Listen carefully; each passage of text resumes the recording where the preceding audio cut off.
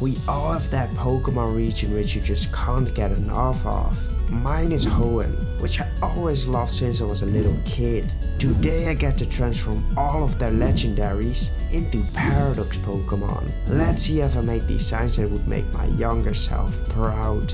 We voted on stream, and our first transformation would be for Regice. I decided to make all the Regis into future forms because I couldn't see a reason why the creatures would look different in the past. I do believe that Paradox Pokemon might not actually be real past forms of Pokemon, but I will continue seeing them as if there would be. At first I thought this design would be very easy, since Regis already look a lot like androids. I must say that it wasn't actually that easy to do. I always want to make sure you can see the differences instantly, but what do you do if it already looks like a robot? My idea was to break up his clean design with a belly patch that goes into his body, and we did the same thing for the area of his eyes. Next up were the changes to his fingers, which I decided to make into rubber ones. The other things we changed were to make the shapes on top of his legs into metallic bolts and added some holders for the eyes sticking out of his back. We also had to make sure we left some space where we could put the lighted areas in, since Regice's body is made out of one color. We did that by just segmenting his arms and the top of his head. At last we decided to make his lights blue in order to give him the eyes of water typing. Iron Eyes, the Paradox Pokemon. There have been legends of 3 odd creatures protecting ancient ruins that have been discovered in the depths of Area Zero. Each of them were unique in their own way, so we'll talk about them now. Iron Eyes appears to have a lot of control of water, freezing entire rivers by dipping its fingers into them. Its body is said to be so cold that simply touching it instantly results in hypothermia. In the end, I think the design really came together. Just with all of these subtle changes, it actually looks even more robotic. I also decided to add a small animation to every drawing, so from now on you can expect them for all my pieces in the future as well. Our second transformation is for Regirock. Together with my viewers we decided on a rock fighting type. This gave us a clear direction to follow, and we quickly decided to make the rocks at the end of his arms orange. This would make them look like boxing gloves. I did debate on adding thumbs onto them, but that felt a bit too forced, so I decided not to do that. The biggest struggle for this piece was to remove the organic look he normally has. We managed to do so by adding some armored plates on multiple areas and by changing the rocks on his arms into Go-Go Gadget extendable arms instead. We also gave him the rubber patch on his belly, and we added the screen onto his face. The original color palette could already sell as a fighting type, but to give it a bit more visual clarity, I decided to opt into a brighter orange variant. The shiny for this piece had to be a little different than the ones of real future forms, since the color of his body is too light to just make it grey and call it a day. I don't want to make a single shiny that gets the Garchomp treatment, so I went for dark metallic for this one. Iron Rock, the Paradox Pokemon. This Pokemon has been found wandering around scrapyards. It appears to use the metallic scraps it finds to strengthen his body. We've also observed it lengthening his arms to grab objects from far away. I could see this Pokemon being able to deal a heck of a punch. One of those sturdy Pokemon that will absolutely obliterate you if you don't one-shot it first. The third piece of today is a future form of Registeel. I know a lot of you will comment that this Pokemon is already a robot and why they didn't make it into a past form. So stop typing and let me explain. I want this Pokemon to be a trio, which means they have to be the same version as well. This meant that we had to find a way to make this design a lot more interesting. We came up with the idea to add the fire typing to him, which opened a lot of interesting possibilities. One of those features was a melted lava flow, segmenting the top with the bottom part of his body. I did want to make sure that that wouldn't be the only fire element to his design, so I gave him 2 holes on the top of his body, sort of as if you were looking into his body where the lava is stashed. I also made sure to segment his arms to make them seem a bit more flexible. We then added shoulder patches and a bunch of extra lines on his body. I got a lot of feedback during the drawing process that the lava looked a lot like a mini skirt, but luckily I was able to silence them when I added in the shading. You can't unsee the skirt now though. Iron, The Paradox Pokemon. It seems that over the years, the magnetic properties of Registeel's metal shell has grown stronger until eventually a magnetic field got created on the inside. This field creates such strong magnetic currents that its insides are constantly melting and leaking out of his body. It is unsure how it managed to stay alive, if you can even call it that. I know a lot of people don't like the word iron in front of every single future form, so I found it funny to add it to the back as well. Well, the irony, Jesus Christ.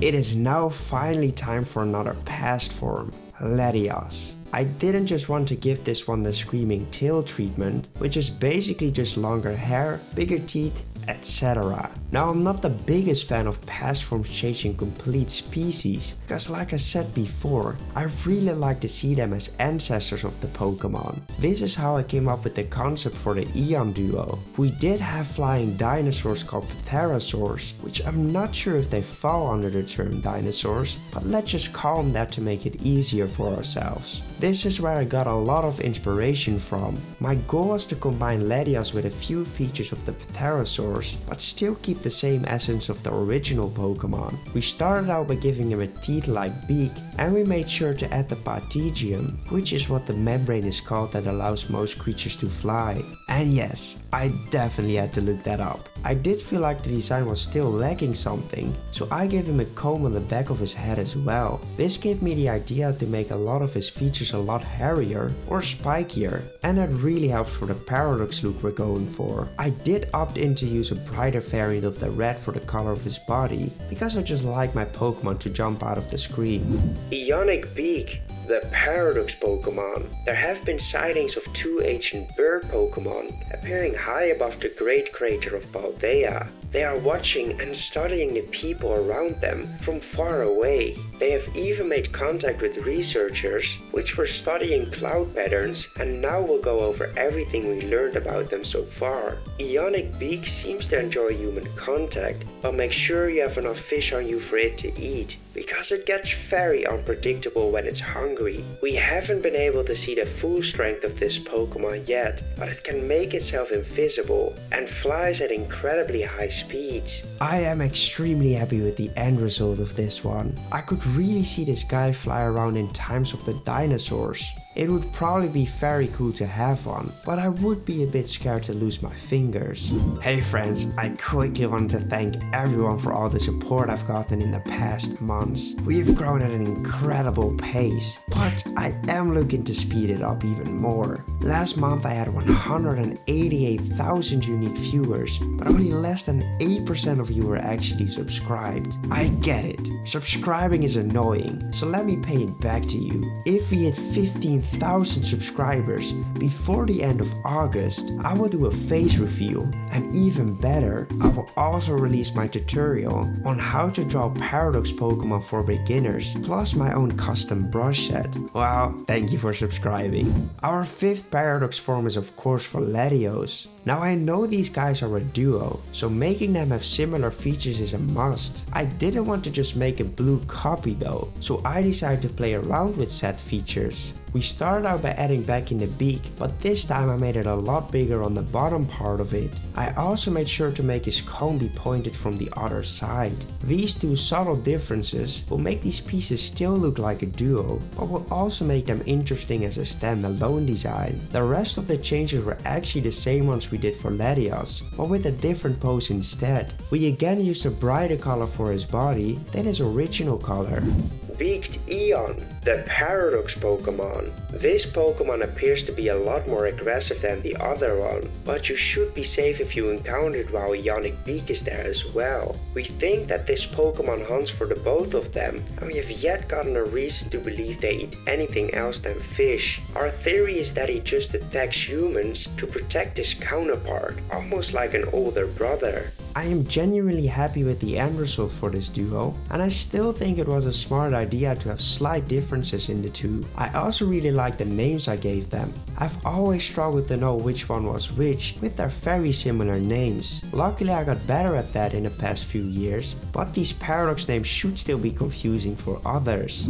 We have now arrived at the box legendaries for this generation. I mentioned that I wanted to always make sure that we had two different versions in the opposite box legendaries. I'm talking about the future and past forms, but this was a trio. At least for this trio, I decided to make Kyogre and Groudon the same form, because I feel like they are connected more than they are with Rayquaza. Now it would have been cool to make past forms for these guys, but they already have primal forms. This is why I opted into future forms for the first two. Now I knew people would cry about it again, so we did went with the primal form in order to hopefully steal their loss for past forms. Someone in my chat suggested to make it into a flying Pokemon, and I could really see that work with Kyogre's flappy fins. We did have to find a way to make such large creature fly. That's why I replaced his back fins with large booster jets. The other changes were simple ones, like a lot of lines portraying segments to actual segments on his fingers. For the colors I decided to follow Primal Kyogre as well, because I felt like this color palette looked a lot prettier. I did struggle a bit to find the right shading for the lighted parts, but we eventually made it work with a golden glow.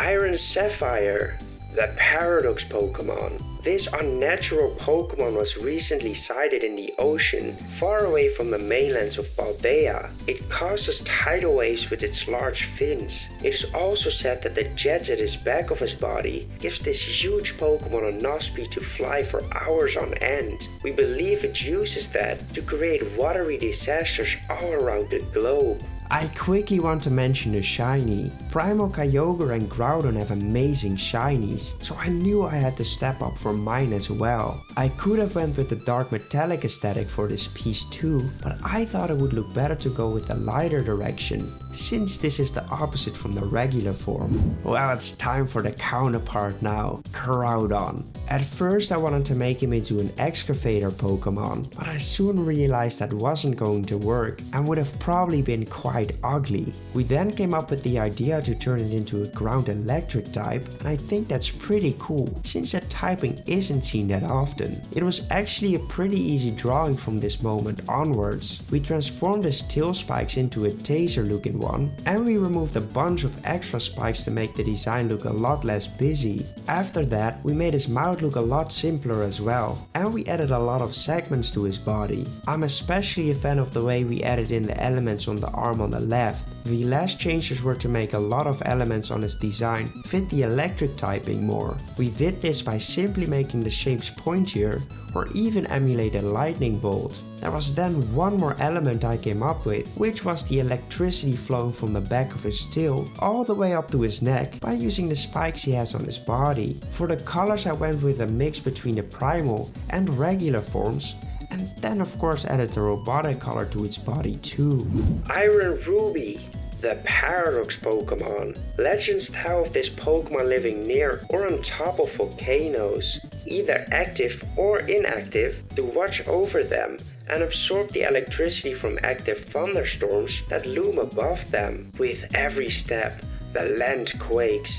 With every bolt, the skies shiver, were the exact words written by the first researcher who discovered this Pokemon, but no one knew why he wrote that, until now. I have always preferred Groudon over Kyogre, and with these forms my points still go to Groudon. I definitely think these animations make them look a lot better, and I'm so happy with them. Alright. It is now time for our final box legendary, Rayquaza. I can already tell you that this drawing took me a lot of time to make, and I mean a lot. I knew that I wanted this to be the cherry on top for this video, so at the end the timer stood on 7 hours. We started out by making his eyebrows a bit more spiky, which gave me the idea to make this Pokemon be built top heavy. Oh yeah.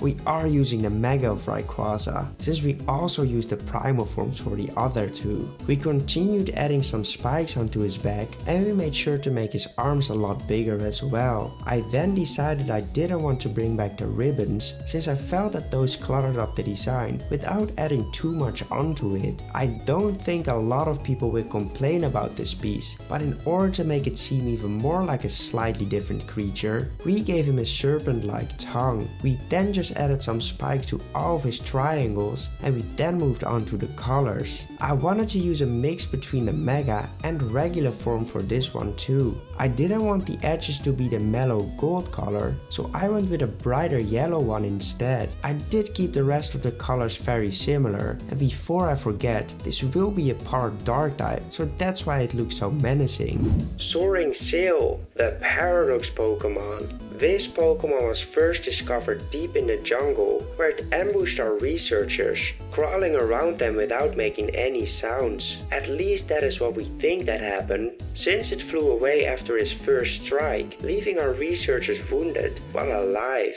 We have yet found a reason why it ran away, but a theory we came up with is that it had to do something with the recent floods and earthquakes Paldea had to suffer. These have slowed down significantly after our researchers saw this Pokemon leave the jungle. Did we wake this beast out of his slumber, or are we not the blame for this roaming creature of doom? My god, that took a long time to make. But I am extremely proud of this piece. It really looks like nightmare fuel, and I could actually see this creature crawl up onto you in the middle of the night. Have fun sleeping now. Well, this was my favorite region, Hoenn. Next week we'll be taking a look at Sinnoh. Let me know which design was your favorite, and goodbye.